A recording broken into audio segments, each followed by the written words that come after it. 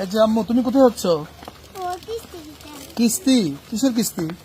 জানি না আমি কত কিস্তি দিই। দেখি বইটা দেখি। কিসের কিস্তি দেখি একটু। এটি হচ্ছে মাইক্রো ফাইন্যান্স কর্মসূচি দাবি দাবি কিস্তি, কেমন ব্র্যাকের। আচ্ছা, টাকাটা ঢুকাই দাও, এখানে ব্যাগটা ঢুকাই দাও। কত টাকা দিচ্ছ?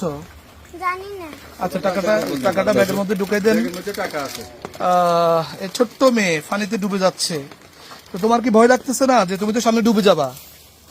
সাঁতার পারো? সাঁতার পারো? আচ্ছা, তুমি বাসায় চলে যাও, কেমন? তোমার বলে চেয়ারম্যান সাহেব না করেছে, এখন কোনো কিস্তি লাগবে না, এই সকল কিস্তি দেওয়া লাগবে না। এগুলো পরবর্তীতে যখন পরিবেশ ভালো হবে তখন কিস্তি দিতে হবে, কেমন?